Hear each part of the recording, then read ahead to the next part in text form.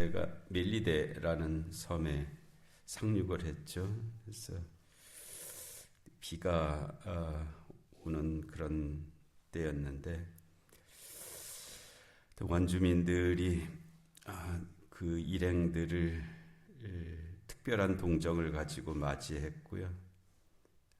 그러는 중에 바울이 나무 한 묶음을 가지고 와서 이제 모닥불이 꺼져가자 거기에 나무를 더 넣는 과정에서 독사가 나와서 바울의 손을 무는 그런 상황이 발생을 했습니다. 그러니까 어떻게 보면은 이제 우연한 일이잖아요. 있을 수 있는 일이죠. 그런데 또 이게 우연한 일이 아니고 특별한 일이 되었죠. 그러니까 어떤 일에 대해서 이거 우연히 어쩌다 저절로 이렇게 생각할 수도 있고요. 그게 적용될 수 있는 여지들도 상당히 있습니다. 그러나 그 일이 그렇게 우연히 어쩌다 저절로가 아니라 특별한 일이다 라고 그렇게 여길 수 있는 부분도 있고요. 그건 누구에게나 발견되는 일은 아닙니다. 그래서 나한테 일어난 일이 어쩌다 우연히 저절로 그렇게 일어나는 일이다라고 생각하면서 살 수도 있어요. 그렇게 살아도 어차피 사라지는데 나한테 일어난 이 일이 특별한 일이다라고 생각하면 그때서부터는 특별한 삶이 시작되는 겁니다. 그게 계기거든요. 그게 이 일이 특별한 일이다. 그래서 거기서부터 이제 특별한 삶이 시작되는 거예요.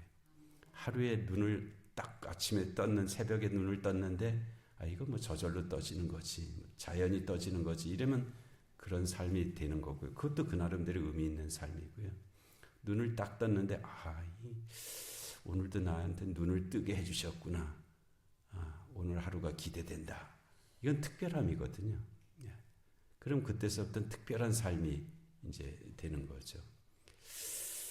그래서 나한테 일어나는 어떤 일이든지 거기에 특별함을 발견할 수 있다면, 그 특별함이 믿어진다면 그건 특별한 삶을 사는 거예요. 믿음의 삶을 살 수 있는 거예요. 근데 바울에게 일어난 이 일은 특별한 일이었죠. 그래서 겉으로 보기에는 안 좋은 일처럼 보였어요. 독사가 물어버렸잖아요. 그럼 죽어야죠. 독사가 물었으면 이 원주민들이 잘 알잖아요. 저 독사에게 물리면 곧 죽는다.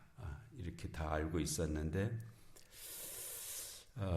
바울이 그리고 그 원주민들이 저 사람이 바다에서는 어찌 살아나왔는지 모르겠지만 결국 공의가 저를 죽게 한다. 결국 그 천라지망이라는 말이 있습니다. 천라지망. 하늘의 라도 이게 그물이란 뜻이고요.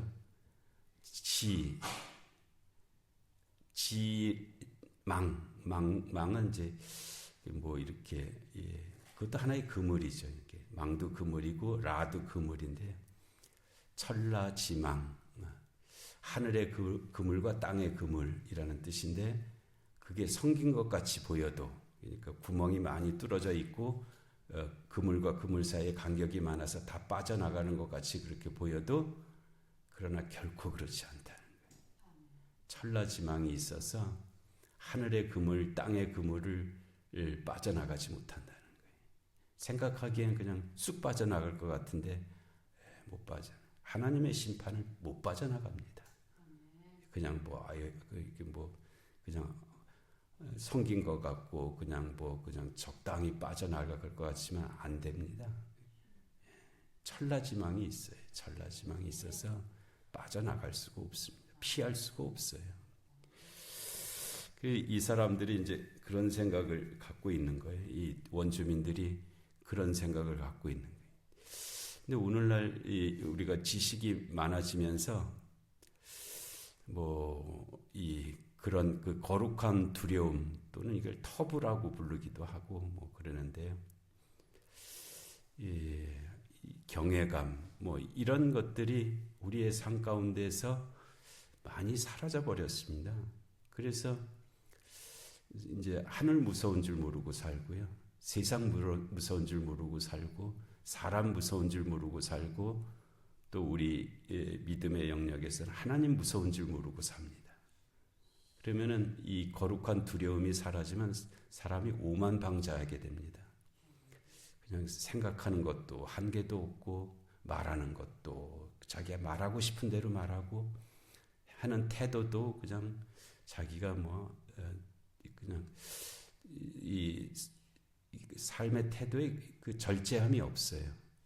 그냥 자기 편한 대로 앉고 이제 이렇게 되어버리는 거죠. 이 거룩한 두려움이 때로는 불편하고 부담이 되고 그런 면도 있고 또 오해가 발생하는 그런 영역도 있고 그런데 이게 사라지면 사라질수록 그 인간의 죄성이 나타나고요. 인간의 끝없는 교만이 그러니까 사람은 하여튼 이 세상에 사는 동안에 눌려서 살아야 됩니다. 눌려서 살아야 제대로 살지. 누르는 힘이 없이 자기 하고 싶은 대로 사는 사람은 정말 못되게 살고요. 망합니다. 결국은. 그래서 이 건강도 좀 눌러주는 것이 있어야 돼요. 어디가 몸에 좀 약한 부분이 있어야 돼요. 그래야 조심하면서 건강 조심하면서 살고 돈도 부족함이 있어야 그래서 거기에 좀 검소하게 감사하게 고맙게 그렇게 살죠. 자기 통장의 주머니에 그냥 돈에 대한 무게가 없이 사는 사람은 그냥 제멋대로 살잖아요. 거기다가 하나님이 우리를 눌러주시니까 우리가 할짓 못할짓 구분하면서 살지 하나님이 눌러주시는 그 힘이 없다고 느껴지는 순간에 아주 신앙생활도 이상하게 합니다. 자기 하고 싶은 소리 다 하면서 그냥 그렇게 결정도 자기가 다 알아서 하고 이렇게 되거든요. 하나님이 눌러주시는 그 힘이 느껴지지 않으니까 그냥 자기가 왕이에요. 자기가 하고 싶은 대로 다 하는 거예요. 근데 그 하나님이 우리를 눌러주시는 그 느껴지는 사람만이 그 영역 안에서 살 수 있거든요. 그거를 잊어버리면은 정말 어리석은 자가 되어버리는 건데요. 하여튼 이 시대가 그런 거룩한 두려움이 사라진 그런 시대가 되었거든요. 그래서 예전에는 큰 나무 함부로 못 폈습니다. 저거 폈다가는 저 나무에 정령이 와서 무슨 큰 해를 끼칠 수도 있다. 그게 사실은 아니지만 그런 세계관이 그래도 이 다른 타 존재에 대해서 인정하면서 살 수 있는 거거든요. 나무는 우리가 태어나기 몇백 년 전서부터 그 자리에 있었던 나무들도 있습니다. 그런데 겨우 태어난 지 얼마 안 된 인간이 그 큰 나무를 비워버리겠다고 그렇게 한단 말이에요. 바위도 몇천 년 전서부터 거기에 있었던 바위예요. 그 자리에서 있었다. 근데 인간이 자기 눈에 거슬린다고 그 큰 바위를 부수거나 옮기거나 해갖고 그렇게 한다. 그건 너무나 오만한 거죠. 인간이 정말 너무나 오만한 그런 삶입니다. 그래서 이 거룩한 두려움을 가지고 사는 것이 가장 지혜롭게 사는 것입니다. 신앙생활도 마찬가지고요. 근데 적어도 이 원주민들은 그런 거룩한 두려움이 있었던 그런 심성의 사람들이었죠. 그래서 바울을 그렇게 보고 있었고, 그래서 바울이 조금 있으면 이제 죽을 거다라고 그렇게 기대하기보다는 예상을 하고 있었는데, 그들은 그가 붙든지 혹은 갑자기 쓰러져 죽을 줄로 기다렸다가 오래 기다려도 그에게 아무 이상이 없음을 보고 자기들의 경험에 맞지 않거든요. 그러니까 돌이켜 생각하여 말하되 그를 신이라 하더라. 그들의 세계관 속에서는 자기들의 그 경험과 그 지식을 벗어난 존재잖아요. 그러니까 신이라고 부른 거죠. 이건 사람은 아니다. 사람으로서는 이렇게 될 수 없는데 자기들의 경험과 지식을 벗어난 존재이기 때문에 신이다라고 이제 그렇게 그를 신이라 그렇게 여기 바울이 신으로 여김을 받은 것이 루스드라에서도 한번 그랬죠. 제우스 신과 헤르메스, 바울을 헤르메스라고, 바나바를 제우스 신이라고 이제 그렇게 여김을 받았던 일이 있었는데요. 하여튼 원주민들의 세계관 속에서는 그렇게 생각할 수밖에 없는 그런 일이었는데 이 일이 그들의 오해죠. 그는 바울은 신이 아니잖아요. 근데 오해인데 이게 나쁜 쪽으로 간 것이 아니라 바울의 권위가 세워지는 쪽으로 가고 있죠. 이때 물론 바울이 그럴 일은 절대로 없지만 그래 내가 신이 맞다. 이렇게 했으면 이제 망하는 거잖아요. 요즘 기독교의 이단들이 이제 그 자칭 신이라고 하는 사람들입니다. 말은 그렇게 안 하지만 성령님이 항상 내 안에 계시다. 이게 자기 신이라는 말하고 비슷한 말이거든요. 그래서 내가 모든 걸 알고 있다. 무슨 능력이 있다. 이거는 말을 그렇게 안 해서 그런지 자기의 신이라는 뜻입니다. 이게 이제 자칭 예수라고 하는 사람은 좀 그 걸리니까 이제는 자기가 성령이라고 그러는 거예요. 성령은 안 보이니까 그냥 자기가 성령이라는 거예요. 이만희가 대표적으로 그러는 사람. 자기가 성령이다. 이제 그렇게 되면요. 중세의 교황들이 자기 속으로는 아닌 것 스스로 알았으면서도 겉으로는 자기가 마치 신의 대리자인 것처럼 그렇게 살았던 사람들이 있습니다. 아주 못되게 살았거든요. 아주 못되게 살고 정말 끔찍하게 살고 자기가 신이라고 이렇게 여기는 이 인간은 그만한 크기를 감당할 그릇이 못 됩니다. 인간의 그릇이 제한적이거든요. 그래서 자기 그릇 안에서 살아야 되는데 그릇이 넘쳐나는 순간에 이제 그것에 의해서 망하죠. 자기 돈의 그릇도 다 있어요. 근데 그 돈의 그릇보다 넘쳐나는 순간에 망하잖아요. 돈 때문에 망하잖아요. 권력도 마찬가지입니다. 자기가 가질 수 있는 권력의 크기 그릇이 있는데 그것보다 큰 거를 가진 사람들이 있잖아요. 갑자기 이상하게 망하잖아요. 지금 보면 망하고 있는 사람들 보잖아요. 그냥 자기 권력이 예전에도 막 행사했던 것들이 있잖아요. 그거 그래도 그나마 살았으면 나중에 어떻게 될지 모르지만 그렇게 살았는데 지금 보니까 자기가 담을 수 없는 권력을 갖다가 담았다가 저렇게 망하잖아요. 자기가 담을 수 있는 그릇들이 있어요. 여러분 근데 놀랍게도 은혜도 자기가 담을 수 있는 그릇이 있습니다.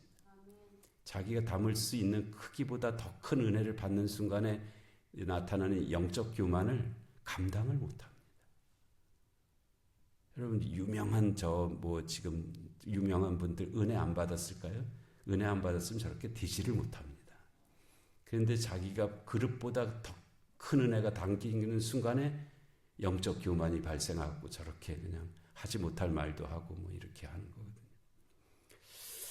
그래서 그런데 바울은 그렇지 않죠. 나는 신이 아니다. 루스드라에서는 선포했고요. 뭐 당연한 것이지만 여기에서도 그와 같은 이제 과정이 나오는데 하여튼 우리도 자기 그릇을 생각해야 됩니다. 자기 그릇이 넘쳐나는 순간에 그거는 망하는 길입니다.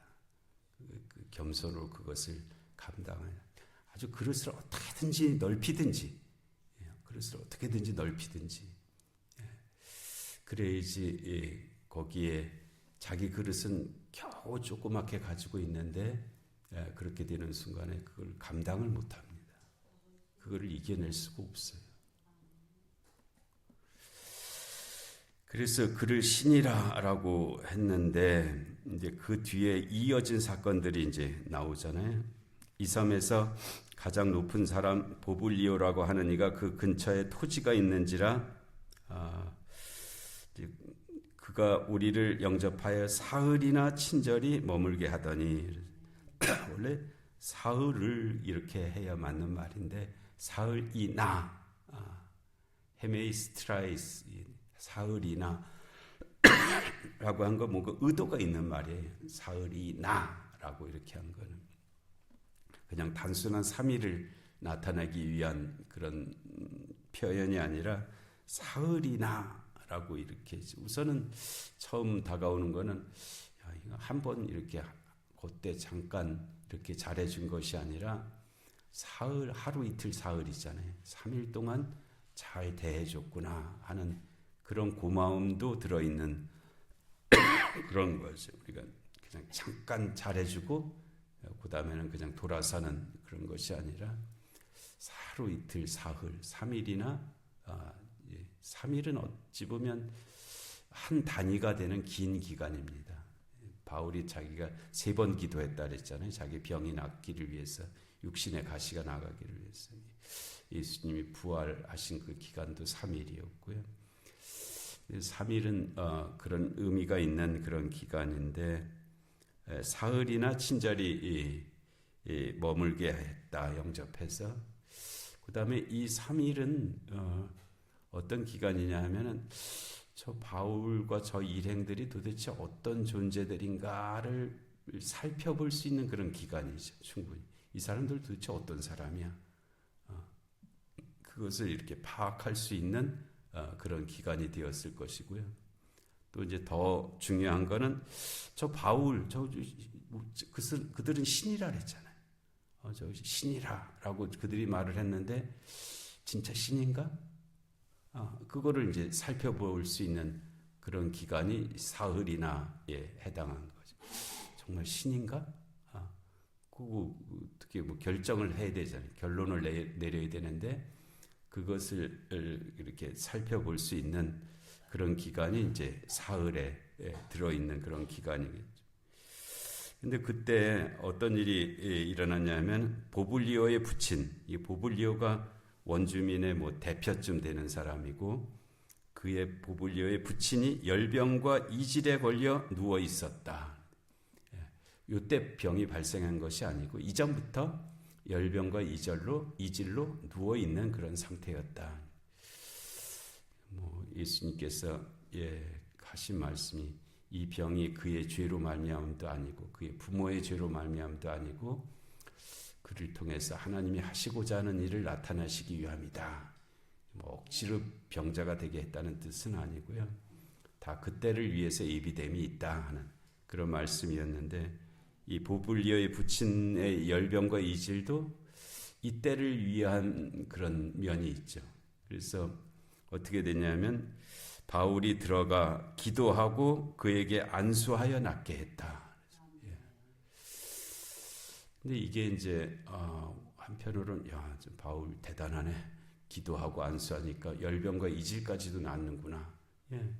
이전에도 뭐 그런 일은 있었죠. 바울이 앞치마에 손을 대기만 해도 귀신이 나고 병이 낫는 그런 일도 있었으니까 그와 같은 능력이 이 바울에게 나타난 것이 그렇게 이상한 것은 아니잖아요. 근데 여기에서는 어떤 의미를 갖냐 하면은 이 원주민들이 바울을 신이라고 여기고 있었잖아요.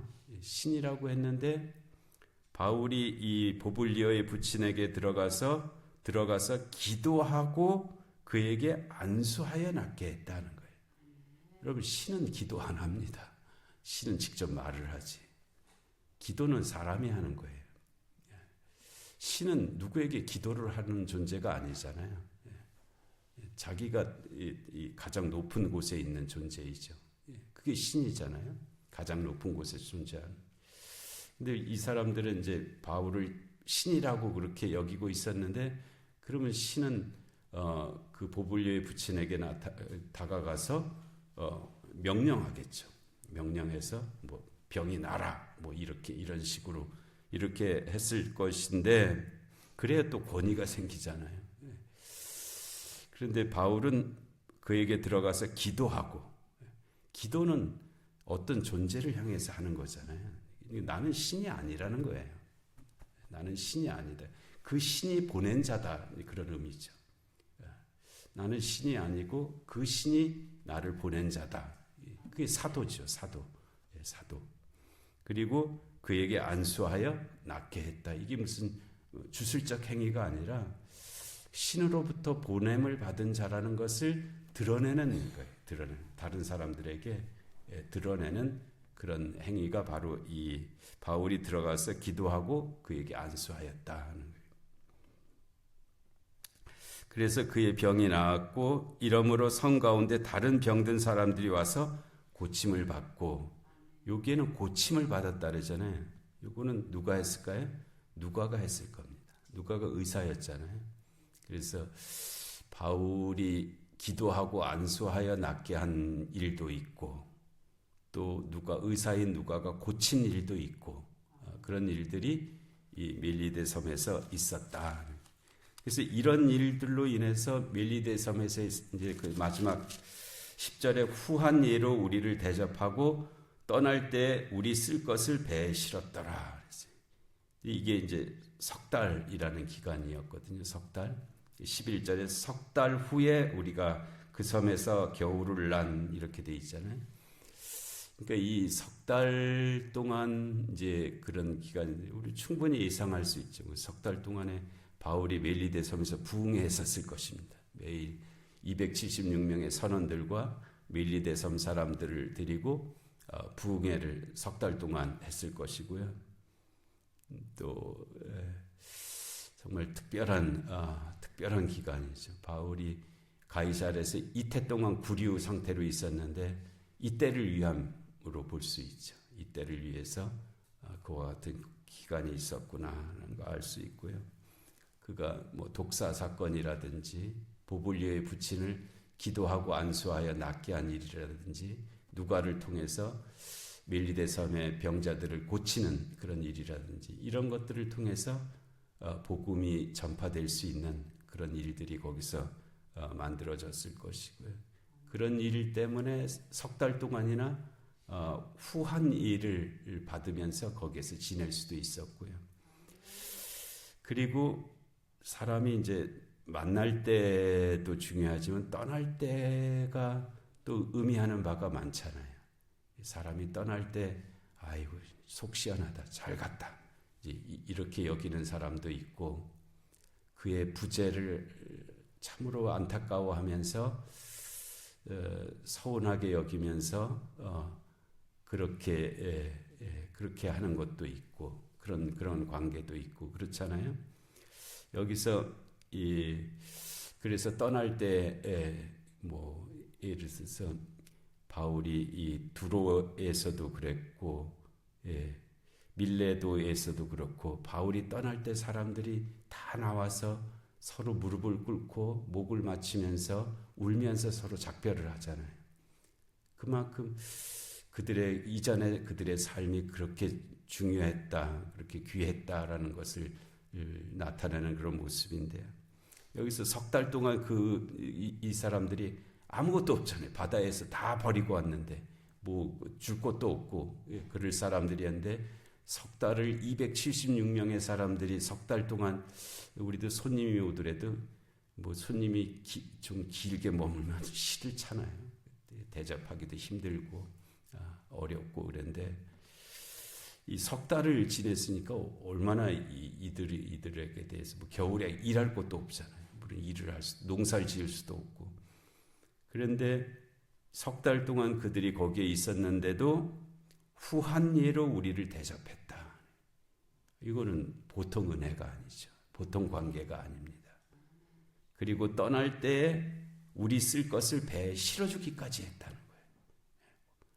그러니까 이게 사람들이 만나서 이렇게도 살 수 있구나 하는 그런 소망을 우리에게 주고 있습니다.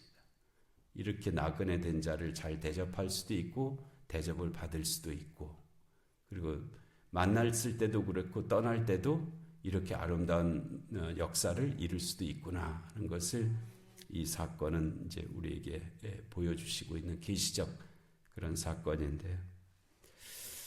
우리가 바울의 입장이 될 수도 있고 원주민의 입장이 될 수도 있습니다.